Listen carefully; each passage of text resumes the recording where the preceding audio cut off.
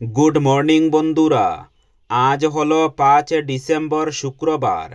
আজকের সকালের বিশেষ বিশেষ খবরগুলি হলো: দেশ জুড়ে ইন্ডিগোর উড়ান বাতিল, এখনো পর্যন্ত 200-রও বেশি বিমান বাতিল করা হয়েছে।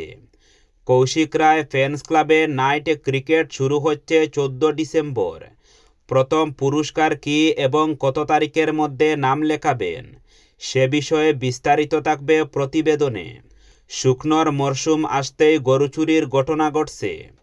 রাখালটিলায় গোয়ালঘর থেকে শিকলসহ বলদ চুরি। জব কার্ডধারীদের ইকেওয়াইসি 31 ডিসেম্বরের মধ্যে সম্পন্ন করার নির্দেশ। সুনাইয়ে বিধ্বংসী অগ্নিকাণ্ডে পুড়ে ছাই বসতবাড়ি। দেশে প্রায় শতভাগ রেশন কার্ড ডিজিটাইজ। 2029 সাল পর্যন্ত বিনামূল্যে রেশন চালু থাকবে, বললেন প্রহ্লাদ যোশী। সাবরুমে আদালতের নির্দেশে উচ্ছেদ অভিযান। ঘটনাস্থলে জেলা সভাধিপতির পরিদর্শন। এবং সর্বশেষ খবরটি, বিজেপি দাবি করেছিল রাজ্যে এসআইআর থেকে 1 কোটি নাম বাদ পড়বে।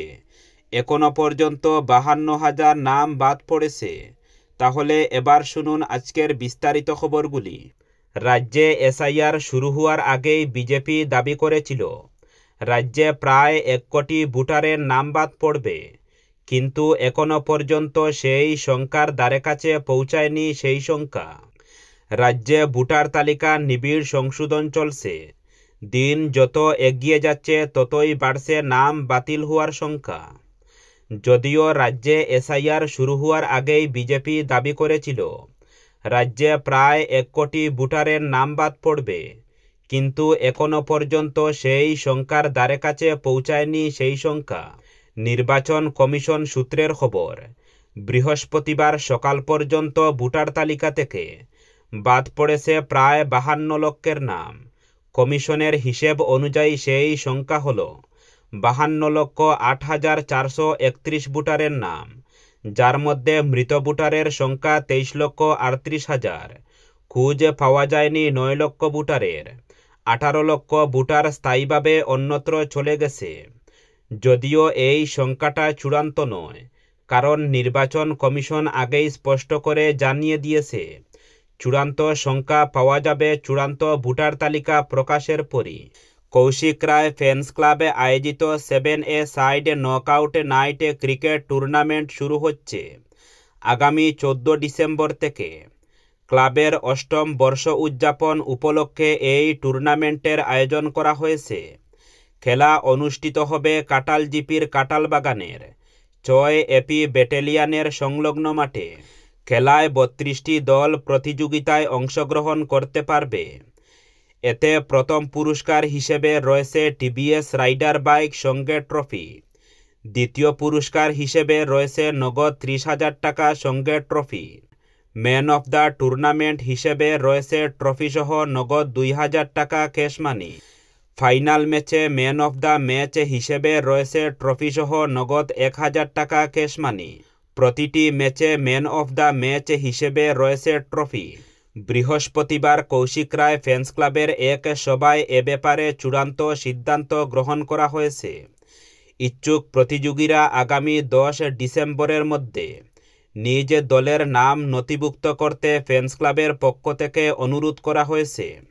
টানা 3 দিন ধরে ভয়াবহ অপারেশনাল সমস্যায় জর্জরিত দেশের বৃহত্তম বিমান সংস্থা ইন্ডিগো। এর জেরে একের পর এক উড়ান বাতিল ও বিলম্বিত হচ্ছে। বৃহস্পতিবার সকাল থেকেই কার্যত ধসে পড়েছে সংস্থার পরিষেবা। সারা দেশে 200-রও বেশি উড়ান বাতিল হওয়ায় বিমানবন্দরে তোলপাড় চলছে। হাজার হাজার যাত্রীর ভোগান্তির এক শেষ। এদিন দিল্লি, বোম্বে ও হায়দ্রাবাদ সহ একাধিক শহরে 191টি ফ্লাইট বাতিল করেছে সংস্থাটি। ফলে বিমানবন্দরে তীব্র বিশৃঙ্খলা তৈরি হয়েছে। ক্ষুব্ধ যাত্রীরা বিক্ষোভে ফেটে পড়েছেন। অসামরিক বিমান পরিবহন নিয়ামক সংস্থা ইতিমধ্যেই ইন্ডিগো কর্তৃপক্ষকে সমন পাঠিয়েছে এবং তাদের পারফরমেন্স নিয়ে তদন্ত শুরু করেছে। সংস্থার নভেম্বর মাসের কর্মকর্তারা হঠাৎ কমে যাওয়ায় নজরদারিও শুরু করেছে তারা। বুধবার ইন্ডিগো 100-রও বেশি উড়ান বাতিল করেছিল। নভেম্বর মাসে সংস্থার বাতিলের সংখ্যা ছিল 1232টি। সংস্থা জানিয়েছে গত দুদিনে নেটওয়ার্ক জুড়ে বহু অপ্রত্যাশিত চ্যালেঞ্জ একসঙ্গে দেখা দিয়েছে। নতুন ক্রু রোস্টারিং নিয়মের সাময়িক সমস্যা ইত্যাদির কারণে বহু ফ্লাইট বাতিল করা হয়েছে। জানা যাচ্ছে ভয়াবহ কর্মী সংকটই এই সমস্যার মূল কারণ। নতুন নিয়ম অনুযায়ী পাইলটদের দৈনিক সর্বাধিক 8 ঘন্টা এবং সাপ্তাহিক 35 ঘন্টা ডিউটি করার অনুমতি থাকায় বিপাকে পড়েছে সংস্থাটি। পাইলটদের অভাবে বহু বিমান গ্রাউন্ড করে দিতে হচ্ছে। দেশ জুড়ে প্রায় 100% রেশন কার্ড ইতিমধ্যেই ডিজিটাইজ হয়ে গেছে বলে লোকসভায় জানালেন কেন্দ্রীয় খাদ্য গণবণ্টন ও ভোক্তা বিষয়ক মন্ত্রী প্রহ্লাদ যোশী। প্রশ্ন উত্তর পর্বে সম্পূরক প্রশ্নের জবাবে তিনি বলেন, দেশের মোট 20.58 কোটি পরিবারভিত্তিক রেশন কার্ডের প্রায় সবকটি এখন ডিজিটাল রেকর্ডে অন্তর্ভুক্ত।